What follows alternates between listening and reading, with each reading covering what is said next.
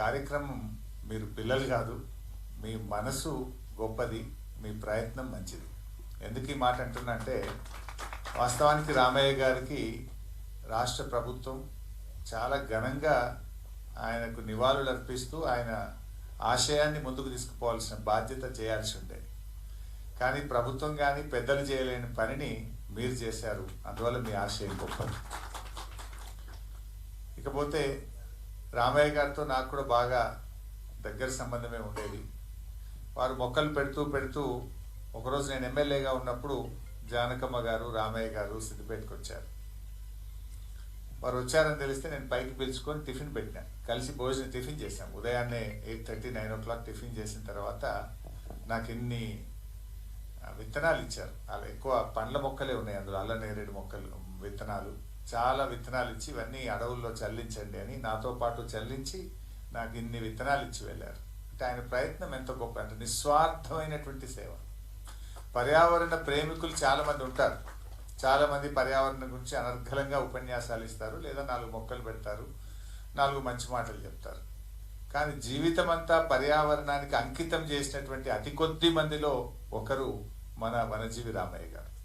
Rare personality. నిజానికి ఆ విత్తనాల కోసం తనకున్న 3 ఎకరాల భూమిని కూడా అమ్ముకున్నాడు. తనకుండే సోర్స్ ఆఫ్ ఇన్కమ్, ఆ భూమిని కూడా విత్తనాల కోసం, తన నమ్ముకున్న ఆశయం కోసం, ఆ సిద్ధాంతం కోసం అమ్ముకున్నాడు. నిజంగా జానకమ్మ గారిని కూడా మనం ఎంత పొగిడినా తక్కువే. ఆ జానకమ్మ కోఆపరేషన్ లేకపోతే ఆ భూమి అమ్మగలుగుతాడా? జీవితం అంతా మొక్కలు పెడుతూ రాష్ట్రమంతా తిరగగలుగుతాడా? అంటే నిజంగా రామయ్య గారి గొప్పతనం ఎంతుందో ఆ కృషికి సహకరించిన జానకమ్మకు కూడా మనందరం గట్టిగా చప్పట్లు కొట్టాల్సిందే, వారికి మనస్ఫూర్తిగా కృతజ్ఞతలు చెప్పాల్సిందే. జనరల్గా మనం అందరం కూడా మన పిల్లలు బాగుండాలంటే మంచి పౌష్టిక ఆహారం ఇవ్వాలి, లేదా ఇంకా పిల్లలు బాగా పెరగాలంటే ఇంకేదో హార్లిక్స్ ఇవ్వండి, బోర్న్విటా ఇవ్వండి, ఇంకేదో పాలు ఇవ్వండి, ఇంకేదో ఇవ్వండి, మంచి ఆహారం తినండి, ఇంకా ఇవ్వాలి.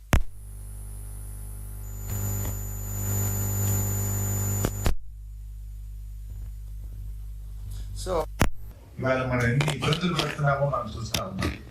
అనేక నగరాలు, మహానగరాలు కూడా ఇవాళ ఖాళీ అయిపోతున్నాయి. ఢిల్లీ పోతే ఒక్కొక్కసారి అయితే రోజుల తరబడి పొగమంచుతో కప్పేస్తుంది.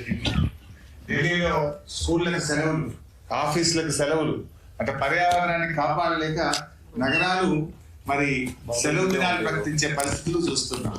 అలాంటి పరిస్థితులు రాకముందు ప్రతి పౌరుల్లో కూడా మరి రామయ్య గారి ఆశయాన్ని మనం ప్రతి ఒక్కరు కూడా అందిపుచ్చుకోవాలి. ఇందాక బాలలత గారు, నరహరి గారు చెప్పినట్టు రామయ్య గారు మన మధ్య లేకపోవచ్చు, బట్ ఆయన ఆశయం గొప్పది. ఆ ఆశయాన్ని ముందుకు తీసుకుపోయే బాధ్యత ఈ దేశ పౌరులది, రాష్ట్ర పౌరులది, అన్ని ప్రభుత్వాలది కూడా.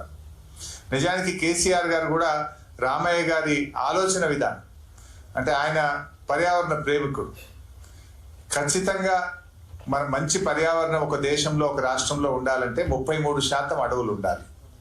కానీ తెలంగాణలో అది లేదు. అడవులు ఉన్నాయి కానీ అడవుల్లో మొక్కలు లేవు. అడవులన్నీ కిందికి పోయినాయి ఎప్పుడో. సో ఆ కార్యక్రమం తీసుకొని అడవుల పునరుద్ధరణ కార్యక్రమం ఒకవైపు, మరి అదేవిధంగా చెట్లు నాటడం ఇంకొక వైపు. అంటే అడవుల్లో కూడా చెట్లు నాటుతూ, ఇందాక సోదరి మన అన్నట్టు వానలు వాపస్ రావాలి, కోతులు వాపస్ పోవాలన్నట్టు ఆ అడవుల్లో పండ్ల వృక్షాలు పెట్టి, ఎందుకంటే ఇవాళ గ్రామాల్లోకి వచ్చి పంట పొలాల మీద కోతులు దాడులు చేస్తున్నాయి, గ్రామాల్లో ప్రజల మీద దాడులు చేస్తున్నాయి, అంటే వాటికి అడవుల్లో ఆహారం లేదు.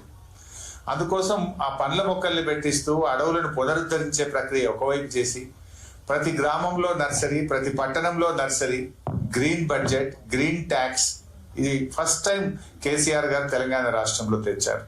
ప్రతి గ్రామ పంచాయతీ తమ నిధుల్లో 10% చెట్ల కోసం ఖర్చు పెట్టాలి. ప్రతి మున్సిపాలిటీ తన బడ్జెట్ ప్రవేశపెట్టేటప్పుడే యాన్యువల్ ప్లాన్ లో 10% ప్లాంటేషన్, పెట్టిన మొక్కల సంరక్షణ కోసం ఒక ప్రణాళికను బడ్జెట్ లో ప్రవేశపెట్టాలి.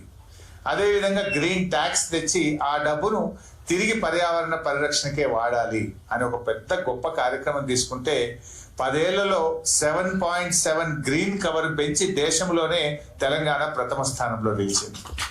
ఆ ప్రయత్నం కొనసాగాలి. తప్పకుండా అందరూ కూడా చేయాల్సిన అవసరం ఉంది. రేపు మనము మన పిల్లలకు ఎంత ఆస్తి ఇచ్చాము, పిల్లలకు ఎంత గొప్పగా మనము ఎన్ని వాల్యుబుల్స్ ఇచ్చామన్నది కాదు, ఎంత మంచి పర్యావరణం ఇచ్చామన్నది చాలా ముఖ్యమైనటువంటిది. దీన్ని అందరం కూడా మనం గమనించాల్సిన అవసరం ఉంది. అందువల్లనే నరేష్ తీసుకున్న కార్యక్రమం చాలా మంచి కార్యక్రమం. దీన్ని అందరూ కూడా స్ఫూర్తిగా తీసుకోవాలి, ఇంకా ఈ కార్యక్రమాన్ని ముందుకు తీసుకొని వెళ్ళాలి. మా మిత్రులు చెప్పినట్టు తప్పకుండా రామయ్య గారి పేరు ఒక మంచి యూనివర్సిటీగా, ఒక మంచి పార్క్గా పెట్టే విధంగా నేను ప్రభుత్వం దృష్టికి తీసుకువెళ్తాం. వచ్చే శాసనసభలో కూడా ప్రభుత్వం దృష్టిని తీసుకెళ్లి పెట్టడానికి కృషి చేస్తాం. ఎందుకంటే రామయ్య గారికి బాలలత గారు అన్నట్టు సరే గౌరవం లభించింది, కానీ ఆయన కృషి జీవితం అంతా అంకితం చేస్తూ ఒక సమాజం కోసం ఇంకా ఎంత అవకాశం వచ్చినా కూడా తక్కువే. బట్ స్టిల్ ఇంకా ఇంకా కూడా ప్రయత్నం చేద్దాం. వారి పేరు చిరస్థాయిలో చరిత్ర పుటల్లో నిలిచే విధంగా తప్పకుండా కృషి జరుగుతుంది. వారి ఆశయం ముందుకు తీసుకుపోయే విధంగా కూడా మనం అందరం ప్రయత్నం చేద్దాం. ఇది ఏ ఒక్కరు చేసే పనో లేదా ఒక ప్రభుత్వం చేసే పనో ఒక సంస్థ చేసే పని కాదు, అందరూ కలిసి చేయాల్సినటువంటి అవసరం ఉంది. చాలా మంది మొక్కలు పెడుతుంటారు కానీ మొక్కల సంరక్షణ విషయంలో చాలా ఇబ్బంది ఉంటుంది. సో ఆ విషయాన్ని అప్పుడు బీఆర్ఎస్ ప్రభుత్వం జియో ట్యాగింగ్ చేశాం, మొక్కలకు కూడా జియో ట్యాగింగ్ చేసి ఎన్ని మొక్కలు బతికాయి అనేది కూడా మానిటర్ చేసింది ఆ రోజు తెలంగాణ ప్రభుత్వం. బాగా చేసినటువంటి గ్రామ పంచాయతీలను, మున్సిపాలిటీలను, అధికారులను గుర్తించి వారికి అవార్డులు ఇస్తూ వారిని ప్రోత్సహిస్తూ ముందుకు తీసుకుపోయే ప్రయత్నం చేశారు. అంటే పనిచేసే వాళ్ళని ప్రోత్సహిస్తే ఇంకా చాలా మంది అట్రాక్ట్ అవుతారు. అలా బెస్ట్ గ్రామ panchayat, best municipality, best district, best officer, ఇలా వారిని గుర్తిస్తూ కూడా అవార్డులు ఇస్తూ దీన్ని ఇంకా పెంచడానికి అప్పటి ప్రభుత్వం కూడా కృషి చేసింది. So government is a continuous process. ఎవరున్నా ఎవరు లేకపోయినా అందరూ కొనసాగించాల్సినటువంటి అవసరం ఉంది.